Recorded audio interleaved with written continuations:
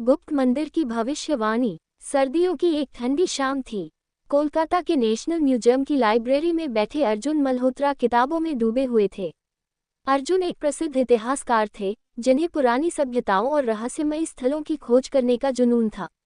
लेकिन आज की शाम उनके जीवन का एक नया मोड़ लेकर आने वाली थी। जब वह एक पुरानी लकड़ी की अलमारी से किताब निकाल रहे थे, तभी उनकी नज़र एक मटमैली पांडुलिपि पर पड़ी, जो बाकी किताबों से अलग दिख रही थी। धूल से भरी उस पांडुलिपि को जब उन्होंने खोला, तो उसकी पहली पंक्ति ने ही उनके रोंगटे खड़े कर दिए। जो कोई इस मंदिर के गर्भगृह तक पहुंचेगा, वही या तो अमृतत्व पाएगा या काल के गर्त में समा जाएगा। अर्जुन की दिलचस्पी अचानक बढ़ गई। उन्होंने जल्दी जल्दी पांडुलिपि के पन्ने पलटे। उसमें नागद्वीप नाम के एक गुप्त गांव और वहां स्थित एक प्राचीन मंदिर का उल्लेख था। लिखा था कि यह मंदिर हजारों साल पुराना है और इसमें एक रहस्यमयी शक्ति छिपी हुई है। अर्जुन ने झट से अपनी डायरी निकाली और कुछ महत्वपूर्ण बातें नोट कर लीं। उनके दिमाग में अब सिर्फ एक ही सवाल था, क्या ये सिर्फ एक पुरानी लोककथा है या सच में कोई रहस्य छिपा हुआ है। अर्जुन को अब नागद्वीप जाने की जरूरत थी, लेकिन ये गांव कहाँ था। उन्होंने तुरंत इंटरनेट पर खोजबीन शुरू की, लेकिन कहीं भी इस गांव का नाम दर्ज नहीं था। तभी उन्हें पांडुलिपि के आखिरी पन्ने पर हल्के अक्षरों में एक नाम लिखा मिला, रुक्मिणी देवी, नागद्वीप की आखिरी गवाह। अब अर्जुन को यकीन हो गया कि यह कोई मामूली कहानी नहीं है।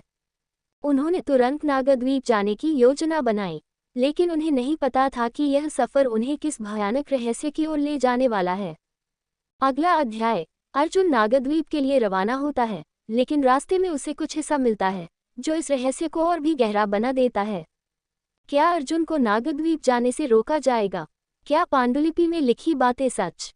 अर्जुन मल्होत्रा कोलकाता से नागद्वीप जाने की योजना बना चुके थे, लेकिन असली समस्या ये थी कि यह गांव किसी भी नक्शे में दर्ज नहीं था।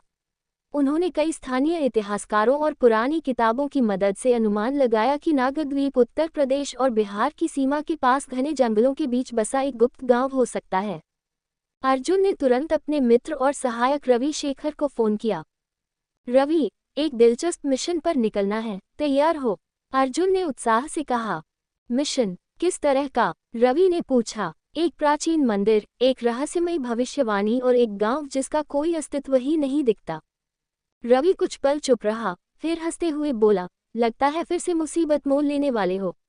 लेकिन तुम जानते हो, मैं तुम्हारे साथ हूँ। अर्जुन और रवि ने तुरंत नागद्वीप की ओर जाने की तैयारी की।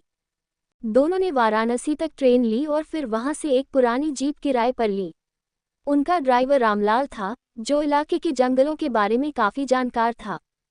नागद्वीप? रामलाल ने चौंकते हुए पूछा। बाबूजी, वहां जाने की सलाह कोई नहीं देता। कहते हैं कि जो लोग वहां जाते हैं वो वापस नहीं आते। तुमने खुद कभी वहां जाने की कोशिश की है? अर्जुन ने पूछा। रामलाल ने धीरे से सिर हिलाया। हमारे गांव के कुछ लोग वहां गए थे, लेकिन कोई लौटा नहीं। वहां रात में अजीब अजीब आवाजें आती हैं, मंदिर की घंटियां अपने आप बजती हैं। रवि ने मजाक में कहा, अच्छा, तो हमें भूतों से मिलने जाना होगा। लेकिन अर्जुन गंभीर थे, उन्हें ये रहस्य सुलझाना ही था। रात होते होते उनकी जीप घने जंगल में पहुंच गई। अचानक जीप के सामने से एक काला साया गुजरा। रामलाल ने डर के मारे जीप रोक दी। क्या था वो? अर्जुन ने पूछा। रामलाल के चेहरे पर पसीना आ गया। उसने कांपते हुए कहा, बाबूजी, मैंने उसे पहले भी देखा है। वो नागद्वीप का रक्षक है। रवि ने टॉर्च निकाली और चारों ओर रोशनी डाली, लेकिन वहां कुछ भी नहीं था। हमें आगे बढ़ना होगा, अर्जुन ने कहा। लेकिन जैसे ही उन्होंने जीप स्टॉप की, एक अजनबी आवाज गूंज उठी, चले जाओ, वरना ये तुम्हारी आखिरी यात्रा होगी। अब अर्जुन और रवि के सामने दो ही रास्ते थे, या तो डरकर लौट जाएं, या फिर इस रहस्य से पर्दा उठाएं। आगे क्या होगा? क्या वे नागद्वीप तक पहुंच पाएंगे, या कोई अनहोनी उनका इंतजार कर रही है? जानने के लिए पढ़ें अगला अध्याय। क्या आपको यह अध्याय पसंद आया? अगर हाँ, तो अगला अध्याय लिखना शुरू करूं। बहुत बढ़िया। अब कहानी को और आगे बढ़ाते हैं। अजनबी आवाज की चेतावनी के बावजूद अर्जुन और रवि ने आगे बढ़ने का फैसला किया। रामलाल बुरी तरह डर चुका था और वापस लौटना चाहता था, लेकिन अर्जुन ने उसे समझाया कि यह सिर्फ अंधविश्वास हो सकता है। जैसे जैसे वे जंगल में गहराई तक पहुंचे, हवा भारी लगने लगी। पेड़ों की टहनियां अजीब तरीके से हिल रही थीं, मानो कोई अदृश्य शक्ति उन्हें देख रही हो। चारों तरफ सिर्फ झींगुरों की आवाज थी। अचानक रामलाल ने घबराकर कहा, बाबूजी, हमें यहाँ नहीं रुकना चाहिए। रात के समय ये जंगल सुरक्षित नहीं है। लेकिन अर्जुन ने दृढ़ता से कहा, हम बहुत करीब हैं। अगर यह गांव सच में मौजूद है तो हमें इसे ढूंढना ही होगा। तभी उनकी जीप के सामने एक पुराना टूटा फूटा पत्थर का स्तंभ दिखाई दिया। उस पर संस्कृत में कुछ लिखा था, नागद्वीप की सीमा शुरू होती है, जो लौट सकता है लौट जाए। रवि ने स्तंभ को ध्यान से देखा और अर्जुन से पूछा, तुम्हें क्या लगता है, ये चेतावनी असली है? अर्जुन ने मुस्कुराते हुए कहा, असली या नकली, लेकिन ये हमें रोक नहीं सकती। थोड़ा आगे बढ़ने पर जंगल थोड़ा खुला और सामने एक गांव दिखा, नागद्वीप। यह एक प्राचीन गांव था जहां की झोपड़ियां लकड़ी और मिट्टी से बनी थी। वहां के लोग अजीब कपड़े पहने हुए थे, कुछ लोग पुराने जमाने के राजाओं के दरबारियों की तरह दिख रहे थे। ऐसा लग रहा था जैसे ये गांव किसी दूसरी दुनिया का हिस्सा हो। जैसे ही अर्जुन, रवि और रामलाल गांव में दाखिल हुए, सभी गांव वाले उन्हें घूरने लगे। उनकी आंखों में अजीब सा डर और जिज्ञासा थी। तभी एक बुजुर्ग औरत धीरे धीरे उनके पास आई। तुम कौन हो और यहाँ क्यों आए हो? उसकी आवाज भारी और कड़क थी। अर्जुन ने आगे बढ़कर कहा, मेरा नाम अर्जुन मल्होत्रा है। मैं इतिहासकार हूँ और इस गांव और मंदिर के बारे में जानना चाहता हूँ। क्या आप मुझे कुछ बता सकती हैं? बुजुर्ग औरत ने गहरी सांस ली और धीरे से कहा, मैं रुक्मिणी देवी हूँ और तुम बहुत बड़ी मुसीबत मोल ले चुके हो। कौन है रुक्मिणी देवी? गांव के लोग अर्जुन से डर क्यों रहे हैं? और मंदिर में ऐसा क्या है जो इसे सबसे छिपा कर रखा गया है? रुक्मिणी देवी ने अर्जुन, रवि और रामलाल को गांव के बीचों बीच बनी अपनी झोपड़ी में बुलाया। झोपड़ी के अंदर अंधेरा था, लेकिन कोनों में जलते दियों की मंद रोशनी से एक रहस्यमयी माहौल बना हुआ था। झोपड़ी के चारों ओर पुरानी तांबे की मूर्तियां और हथेली से बने हस्तचिन्ह उकेरे हुए थे, मानो किसी रहस्यमय शक्ति से रक्षा के लिए बनाए गए हों। अर्जुन ने सीधे सवाल किया, आपने कहा कि हम मुसीबत मोल ले चुके हैं।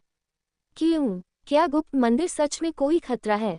रुक्मिणी देवी ने धीरे से आंखें बंद की, जैसे कुछ पुरानी यादों में खो गई हों। फिर वह बोली, तुमने वह पांडुलिपि देखी, इसलिए तुम्हें ये सब जानने का हक है।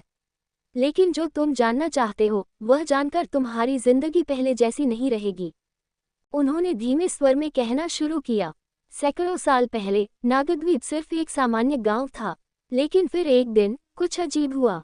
गांव के सबसे बुजुर्ग ऋषि को एक भविष्यवाणी प्राप्त हुई, एक दिन कोई बाहरी व्यक्ति इस गांव में आएगा और मंदिर के गुप्त रहस्य को उजागर करेगा। अगर उसने सही रास्ता चुना तो वह अमरता प्राप्त करेगा, लेकिन अगर उसने गलती की तो पूरी दुनिया संकट में पड़ जाएगी। वह मंदिर कोई साधारण मंदिर नहीं है अर्जुन, वहाँ कुछ ऐसा बंद है जिसे इंसानों को छूने की इजाजत नहीं है। कई वर्षों तक राजा, संत और विद्वान इस मंदिर के रहस्य को जानने आए, लेकिन कोई भी वापस नहीं लौटा। कुछ कहते हैं कि वहाँ एक प्राचीन शक्ति सो रही है, जो जाग गई तो दुनिया तबाह हो जाएगी। रवि ने उत्सुकता से पूछा, तो मंदिर के अंदर क्या है? रुक्मिणी देवी ने गहरी सांस ली और कहा, कालचक्र। अर्जुन और रवि एक दूसरे को देखने लगे। कालचक्र, वह क्या है? अर्जुन ने पूछा। रुक्मिणी देवी ने धीरे से जवाब दिया, समय का पहिया, जो इसे छुएगा वह समय से परे चला जाएगा या फिर हमेशा के लिए खो जाएगा। अर्जुन की जिज्ञासा और भी बढ़ गई थी। अगर यह इतना ही खतरनाक है तो इसे हमेशा के लिए नष्ट क्यों नहीं कर दिया गया? रुक्मिणी देवी ने सिर हिलाते हुए कहा, ऐसा करने की कोशिश की गई थी, लेकिन जो भी इसे छूता है वह या तो गायब हो जाता है या फिर उसका दिमाग हमेशा के लिए खो जाता है। रवि ने चिंतित होकर अर्जुन से कहा, मुझे नहीं लगता कि हमें इसमें दखल देना चाहिए। लेकिन अर्जुन ने ठान लिया था, मैं इस रहस्य से पीछे नहीं हट सकता, मुझे मंदिर देखना ही होगा। रुक्मिणी देवी ने उसकी आंखों में देखा और फिर धीरे से कहा, अगर तुमने यह फैसला कर ही लिया है तो मैं तुम्हें मंदिर का रास्ता दिखाऊंगी, लेकिन याद रखना, वहां से हर कोई वापस नहीं आता। क्या अर्जुन सच में कालचक्र तक पहुंच पाएगा? मंदिर में कौन कौन से रहस्य छिपे हैं? क्या रुक्मिणी देवी सच कह रही हैं? योजक चिन्ह, योजक चिन्ह, योजक चिन्ह। रुक्मिणी देवी ने अर्जुन, रवि और रामलाल को एक पुराने पत्थर के रास्ते की ओर इशारा किया। ये रास्ता गांव के पीछे एक घने जंगल की ओर जाता था। ये वही रास्ता है जो तुम्हें मंदिर तक ले जाएगा, रुक्मिणी देवी ने गंभीर स्वर में कहा। लेकिन वहां जाने से पहले तुम्हें एक आखिरी चेतावनी देनी है। अर्जुन और रवि ध्यान से उनकी बात सुनने लगे। मंदिर के अंदर 3 द्वार हैं। हर द्वार के पीछे एक रहस्य छिपा है। अगर तुमने गलत कदम उठाया तो वापस लौटना असंभव हो जाएगा। रवि ने चिंतित होकर अर्जुन की ओर देखा। तुम्हें लगता है कि हम इसके लिए तैयार हैं? अर्जुन ने आत्मविश्वास से सिर हिलाया। हम सिर्फ एक मंदिर देखने जा रहे हैं, कोई युद्ध करने नहीं। लेकिन रुक्मिणी देवी की आंखों में डर था। उन्होंने एक तांबे का कड़ा अर्जुन को दिया और कहा, इसे पहनो, ये तुम्हारी रक्षा करेगा। और याद रखना, अगर मंदिर में कुछ असामान्य लगे तो पीछे मत हटना।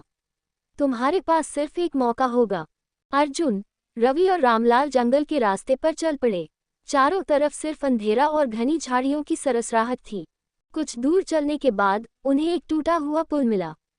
यह एक पुरानी लकड़ी की संरचना थी जो एक गहरी खाई के ऊपर फैली थी। रवि ने धीरे से कहा, मुझे नहीं लगता कि यह पुल हमें सहारा दे पाएगा। अर्जुन ने चारों ओर देखा और पाया कि यह पार करने का एकमात्र रास्ता था। हमें धीरे धीरे चलना होगा, अर्जुन ने कहा। रवि सबसे पहले बढ़ा, फिर रामलाल। अर्जुन आखिरी में गया। जैसे ही वे बीच में पहुंचे, लकड़ी चरमराने लगी। जल्दी करो, अर्जुन चिल्लाया। रवि और रामलाल ने तेजी से दौड़कर पुल पार कर लिया, लेकिन अर्जुन के नीचे की लकड़ी टूट गई। वह तेजी से नीचे गिरने लगा, लेकिन अंतिम क्षण में उसने पुल की एक रस्सी को पकड़ लिया। रवि ने उसे खींचने की कोशिश की और काफी मशक्कत के बाद वे उसे ऊपर खींचने में कामयाब हुए। रामलाल ने घबराकर कहा, बाबूजी, लगता है मंदिर तक पहुंचने से पहले ही हमारी जान चली जाएगी। कुछ घंटों के कठिन सफर के बाद वे आखिरकार जंगल से बाहर निकले। सामने का दृश्य देखकर उनकी सांसें थम गईं। एक विशाल प्राचीन मंदिर, जिसके दरवाजे पर नागों की आकृतियां उकेरी गई थीं। मंदिर के ऊपर की शिला पर एक श्लोक लिखा था, तारानकन, जो इस द्वार से गुजरे वह समय के बंधनों को समझ ले, वरना वही समय उसे